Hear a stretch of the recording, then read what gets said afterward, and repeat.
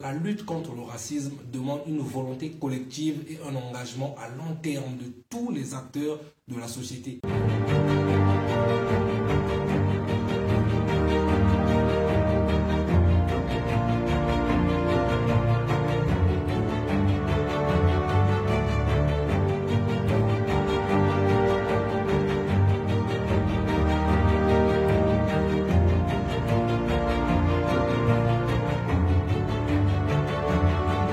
Bonjour les amis, si vous me découvrez pour la première fois, je suis Arel Benius, étudiant et entrepreneur, résident en Turquie, précisément dans la ville de Karabük. Je suis également fondateur de Venus Global Academy, qui est une structure qui vous accompagne, vous assiste et vous oriente également dans vos démarches d'études à l'étranger. Nous sommes désormais en partenariat avec Begu Corporation, qui est une structure qui vous assiste également dans vos démarches d'études à l'étranger, notamment en France, en Grande-Bretagne, en Allemagne, au Canada et en Australie. Donc, pour celles et ceux qui veulent parfaire leurs études à l'étranger, n'hésitez surtout pas de me contacter à travers mon numéro WhatsApp que vous trouverez en description de cette vidéo, mais également à travers le site web de Begu Corporation que vous trouverez toujours en description de cette vidéo.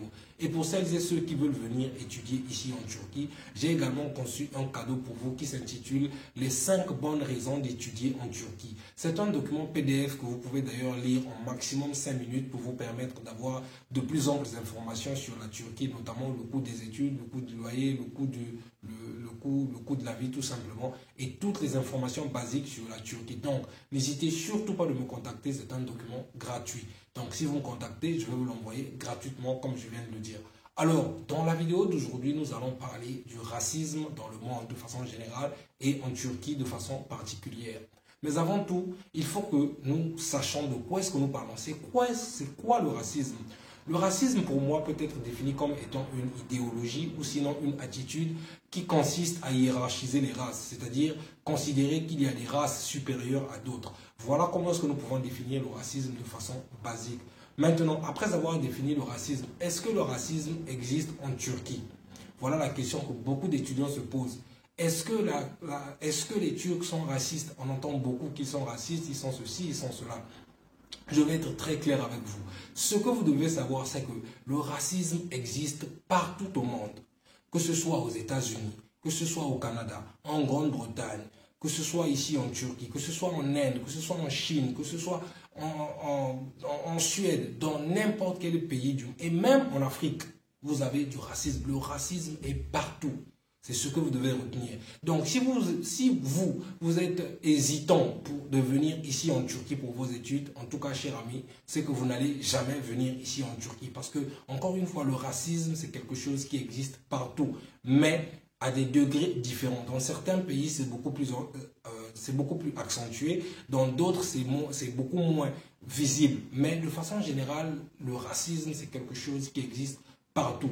Donc, si vous pensez que vous n'allez pas voyager dans tel pays ou dans tel autre parce qu'ils sont racistes, cher ami, c'est que vous n'allez jamais voyager. Parce que le racisme, encore une fois, c'est quelque chose qui existe partout, mais à des degrés différents, comme je viens de le mentionner. Mais ce qu'il faut également retenir, c'est que dans ces pays dont vous prétendez qu'ils sont racistes, ou ils sont ceci ou cela, néanmoins, il faut reconnaître que ces pays ont de la technologie, de la science, des universités de qualité, des coûts de vie qui sont assez abordables et beaucoup d'infrastructures que malheureusement bon nombre de nos pays africains n'ont pas. Donc le plus important ici, c'est de partir et faire vos études. Maintenant, comment se prémunir ou sinon comment se mettre à l'abri du racisme? D'abord, la première des choses, ce que je peux vous conseiller, c'est de vraiment avoir une très bonne conduite. Une très bonne conduite comme quoi, par exemple, quand vous arrivez dans un pays, la moindre des choses, c'est de respecter les lois et règlements. Si on vous dit, par exemple, que pour entrer dans telle maison,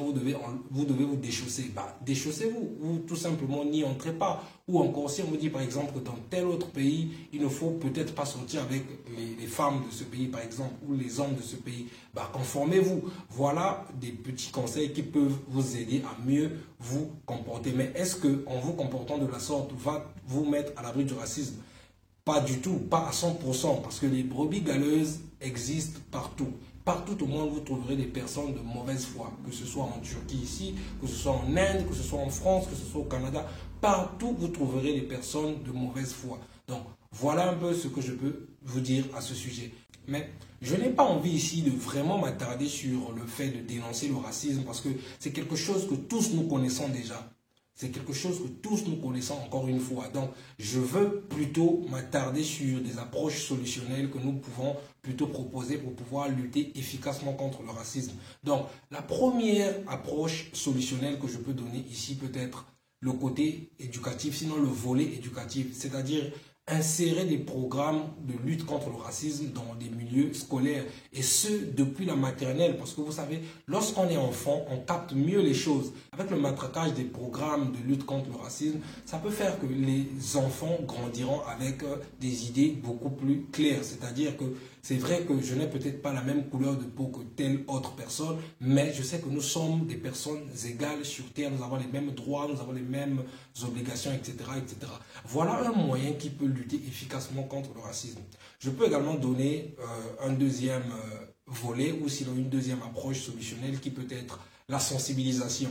Et là, je vois beaucoup plus les ONG ou les organisations de société civile. Ce sont des entités qui peuvent très facilement sensibiliser, et là, à très grande échelle, parce que vous savez, les ONG ont cette facilité-là de pouvoir pénétrer même dans les zones très conflictuelles, vous savez. Donc, les ONG peuvent être des relais qui peuvent sensibiliser à très grande échelle, encore une fois, des messages de lutte contre le racisme, etc., etc. Et la troisième solution pour moi peut être législative, c'est-à-dire que créer un cadre juridique puissant qui peut réprimander ou sinon punir sévèrement les personnes racistes ou proférant des insultes ou tenant des propos racistes tout simplement. Pourquoi je le dis? Mais parce que vous savez, lorsque quelqu'un ou lorsqu'une personne est consciente qu'en proférant des insultes racistes ou en tenant des propos racistes, elle peut écoper d'une grosse amende ou d'une peine de prison allant de 2 à 3, pourquoi pas 5 ans de prison par exemple, bien qu'elle peut être raciste, mais en étant conscient que si je profère des propos racistes, je peux aller en prison ou je peux être emmené à payer de grosses amendes, ben, ça peut faire que les personnes peuvent se retenir et ça peut contribuer également efficacement à la lutte contre le racisme. Donc, le cadre juridique peut permettre de pouvoir lutter contre le racisme. Je vais prendre un dernier volet et j'aurais dû commencer par là parce que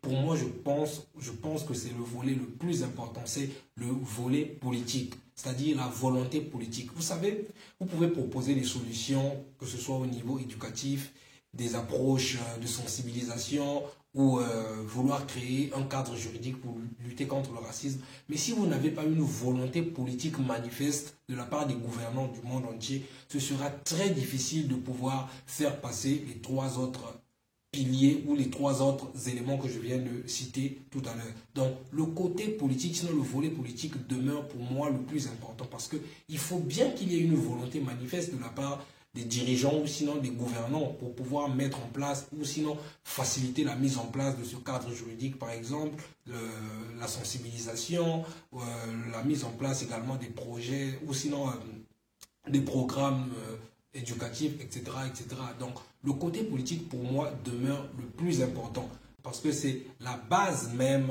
de tout ce que je viens de citer tout à l'heure. Maintenant, est-ce qu'en proposant des solutions que je viens de citer tout à l'heure, nous allons systématiquement éradiquer le racisme? Non. Vous savez, la lutte contre le racisme demande une volonté collective et un engagement à long terme de tous les acteurs de la société. C'est-à-dire que la lutte contre le racisme, c'est quelque chose qui prendra du temps.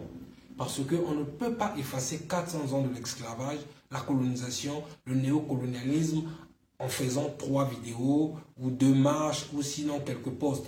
Bien que c'est très important de pouvoir faire des vidéos comme celle-ci, de faire des marches pour dénoncer, de faire des posts pour pouvoir dénoncer également, mais il est très important que nous puissions nous inscrire sur la durée parce que ça prend du temps de déconstruire ces comportements. D'où il est très important de nous engager à long terme et cela demande un engagement collectif de tous les acteurs sociétaux. Que ce soit toi qui es en train de regarder cette vidéo, que ce soit moi qui suis en train de produire, que ce soit quelqu'un d'autre qui tombera sur cette vidéo, nous devons faire en sorte que ce soit vulgarisé de telle sorte que chacun s'approprie ce message et que nous luttons tous efficacement contre le racisme. Donc, voilà ce que je tenais à dire pour ce qui concerne le racisme. Donc, si c'est une vidéo qui t'a plu, n'hésite surtout pas de la liker, de la commenter et de partager afin qu'elle atteigne le plus grand nombre de personnes. Quant à moi, je vous dis bye bye, on se retrouve dans une prochaine vidéo. Ciao, ciao.